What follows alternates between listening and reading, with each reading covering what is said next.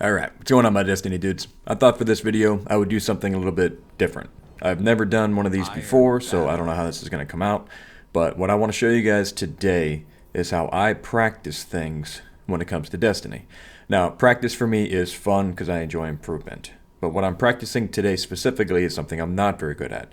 Close quarter combat. So what I want to take you guys through today, I want to take you through what I do for skills and drills and how I come up with a practice session. I'm going to discuss exactly it is what I'm looking for in a match and what I'm trying to achieve. There's rules and boundaries to every single practice that I do, and there's a time frame with the goal in mind for what I'm trying to achieve. So if you guys got a few minutes, I'd love to just show you this and discuss it with you. Let me know what you think in the comment section down below. I am going to get into the science of practice and how I've been able to utilize this with coaches and athletes and people that I work with and clients of mine on a daily basis. Alright, so what you're seeing in this video footage here is me doing a practice session specifically for close quarter combat. It's something that I am not very good at. Now, in order to be a better player, you got to make sure that you have all these areas covered. You got to make sure that if you have someone that is a long-range player, such as a sniper or a sniper rifle or a scout rifle, that you can become the close quarter combat champion that your team needs to take them out effectively. With athletes, I found that the specialist is usually punished in the long run. The glorified generalist is the guy that normally wins most things because they are more adaptable and they're a little bit more capable of doing things on the spot and on the fly that the specialist has not been trained to do since they have not been exposed to that. So at the end of the day, this is glorified exposure for me to do CQC training, and hopefully you guys can learn something from my mistakes in this game and how I decided to make my practice session here. So just to clarify, there are a lot of misunderstandings around what a quality practice session is and what muscle memory actually is. So two things real quick. Effective practice isn't necessarily the amount of hours that you put into something. It is more about the quality of that practice. So in order for you to set up an effective practice, you do need consistency for one thing, which just means that you have a similar routine, a perfect routine, before you set up and do any given practice.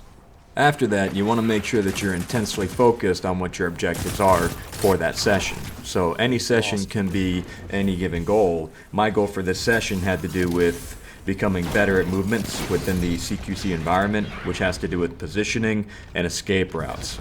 Then re-engagement.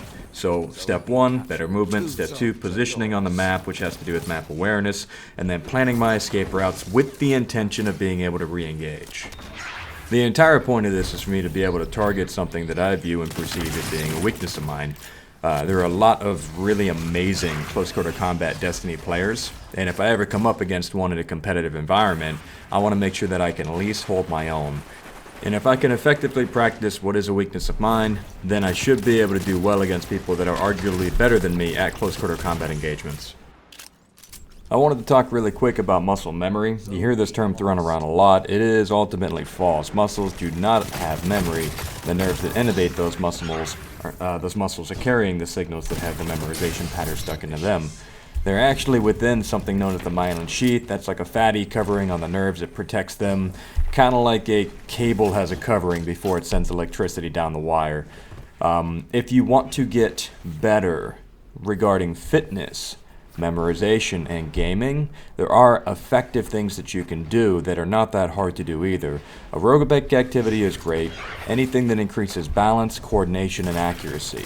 So if you're outside and you wanted to do a quick aerobic activity that has a lot to do with balance, coordination, and accuracy, just playing a quick bit of basketball, outdoor volleyball, or something along those lines will be incredibly effective 10 to 15 minutes before starting your practice session, and you'll get a little bit more of your myelin sheath and your neural pathways active for when you go through your gaming session of practicing whatever it is you choose to practice. I've personally found this to be very effective, but I'm very interested to learn if you guys are going to try anything like that. I can give you more tips and examples down below if there is actually any interest in you guys doing something like that. So now that we know some of the basics of how to practice effectively, let's review what it is we're actually trying to do here.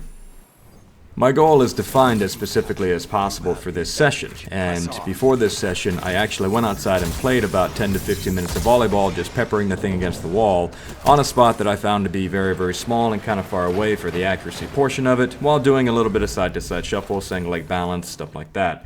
My session practice now, that's the pre-warm-up, Now this session is specifically defined as me getting better movement, better positioning, and practicing my escape routes with the intention of being able to re-engage the enemy effectively.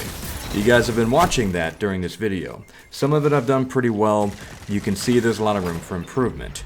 Another barrier or boundary that I have is that I cannot change weapons no matter what the enemy team is using against me. I have to figure it out. That's where adaptability comes in handy. Being able to learn what the enemy's doing to close the gap on me, how they're keeping their distance, what works to get close to them. All of those things are new memorizations I'm trying to collect and put them into a habitual response. That is what another goal of this session is. I want this to feel and be more recognizable to me so that when I play against better competitors than myself, at least I have a fighting chance of engaging them in such a way that makes my team more likely to win, or at least give us a competitive fighting chance.